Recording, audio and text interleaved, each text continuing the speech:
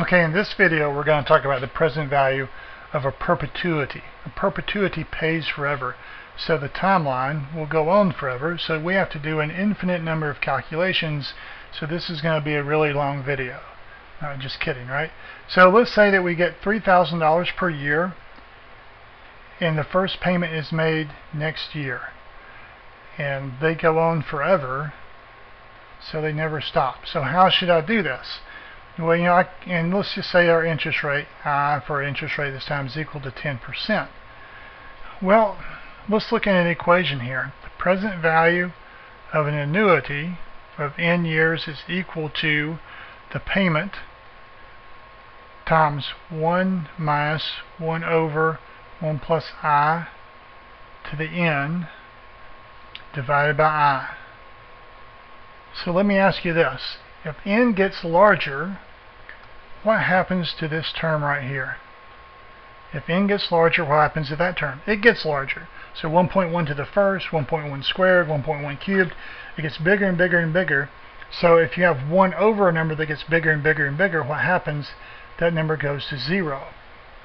So when I'm looking for the present value of an annuity, present value of a perpetuity, n goes on forever. So I'm going to write it this way. The present value of a perpetuity is equal to the payment over I, which is a nice, easy formula.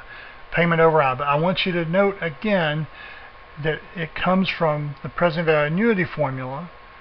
That just goes to 0 because the n gets large. And present value here means what? The same thing it did with an annuity. Present value is one period before the payments start. So if you ask me how much am I willing to pay for this money machine, $3,000 a year forever, the first payment next year, the present value of that perpetuity, I just put P for perpetuity, is $3,000 divided by the interest rate, which is 10%, and that's $30,000. Alright, but let's look at a slightly different setup, a different money machine. This money machine, we're going to say, is going to pay $3,000 per year, but the first payment is going to come not in year 1, it's going to come in year 5. So this is going to go on forever, and this is going to be $3,000, $3,000, $3,000, goes on forever. And the question is, what is the value today? This is going to be a two-step problem. Step 1, the value at year 4.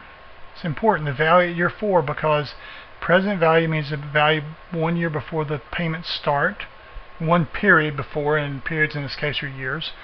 So that's $3,000 divided by 0.1, which is equal to $30,000. So let me ask you this question. Would you rather have the blue money machine or the red money machine? Clearly you'd rather have the blue money machine. It starts paying money earlier, $3,000 a year forever starting next year instead of in year 5. So everybody, timing, would rather have the cash flow sooner rather than later. So I know the second money machine, the red one here, is going to be valued at a number less than the $30,000. It would be worth $30,000 in year 4, right? Because by the time we're in year 4, so fast forward 4 years, that would be today. This is time 1, this is time 2, this is time 3, and on like that. Get rid of those.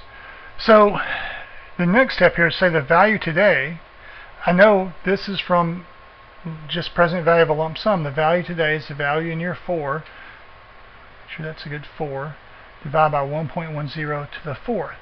So that is $30,000 divided by 1.10 to the 4th. And that would be equal to $20,000 or $20,490.40. So anytime I'm doing a perpetuity, the present value of a perpetuity, then it's a very simple formula. This one, but remember, present value means the value 1 period before the payments start. So if the payments are deferred, they start sometime other than the next time period, the next year, I have a two-step problem. Step 1, find the value of the perpetuity the year before the payments start. Step 2, bring that back to today. Alright, so that's it for perpetuities.